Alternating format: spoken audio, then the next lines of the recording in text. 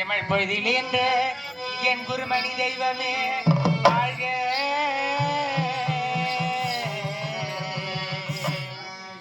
ஆதி அந்தமெல்லாம் அருள் பெரும் ஜோதியே ஆண்டவனே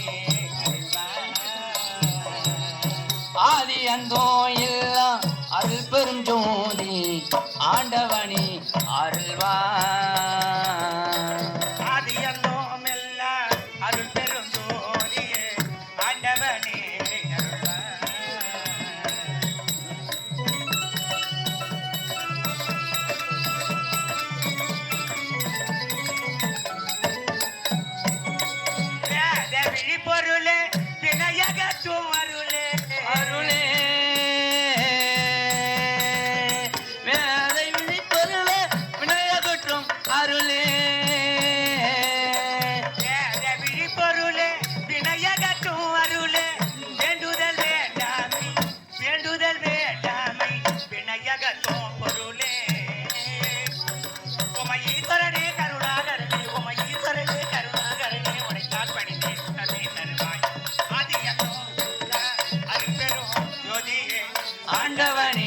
அருள்வா.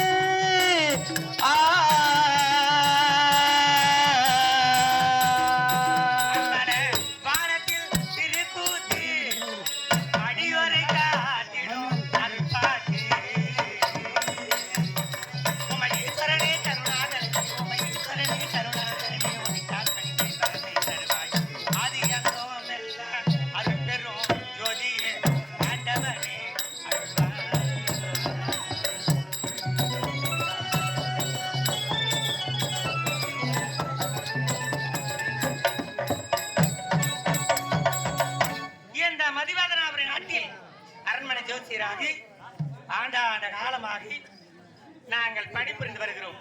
அரண்மனை அரசு சட்டம் இருக்கிறது. யார் இங்கே?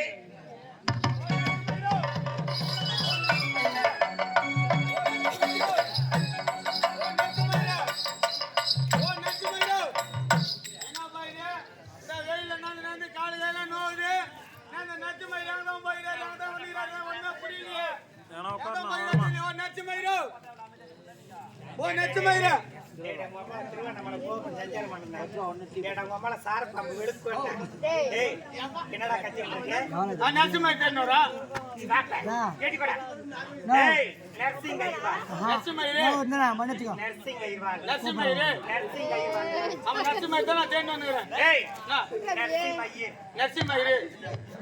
என்ன சொல்லி தலி எதுக்கு தேடிட்டு இருக்க? எதுக்குடா தேடிங்கன்னு கேட்டேன். ஆமா ஐயா நீ நேம் பீமா பண்றீங்க? வந்த வேலை விட்டு பத்த கால பிடிக்காதே. யார் சொன்னது? ஐயோ நாட்டு மகாராணி மகாராணி நான் டீ பத்து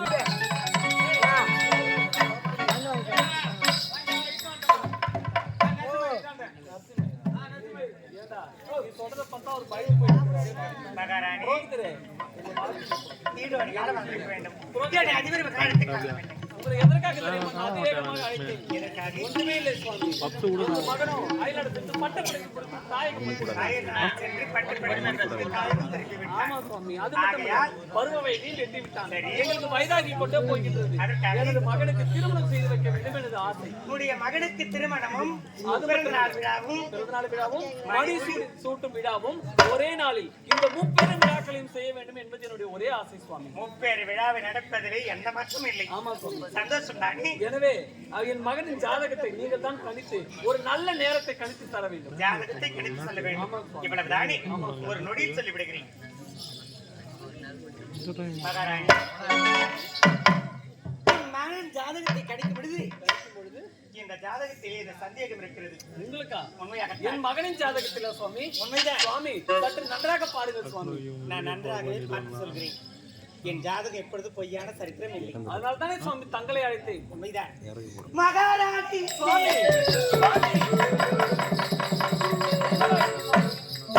ஜாதகத்தை கணிக்க கொஞ்சம் கை தவறி விட்டது சுவாமி.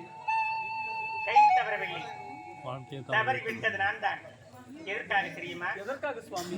ஆண்ட காலம் அழுதாலும் பிறப்பொன்று இருந்தாலும் இறப்பொன்று ஒரு காத்திருக்கும். அந்த பிறவின் பலனாகி உன் மகன் ஜாதகத்தை கணித்து பார்க்கும் பொழுது என்ன நடக்கிறது தெரியுமா? என்ன சுவாமி நடக்கின்றது? உன் மகன் வருகின்ற சனிக்கிழமை 8:15 மணி அளவில் உன் மகன் இறந்து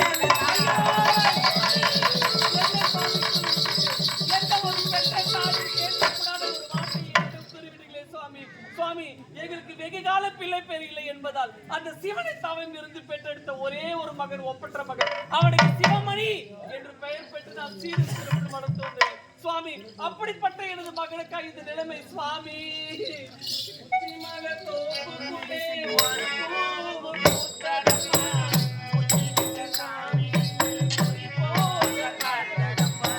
உச்சிமல தோப்புக்குள்ள ஒரு பூ பூத்ததம்மா, உச்சி விட்டு சாமி நீங்கி கூடி போக பார்த்ததா.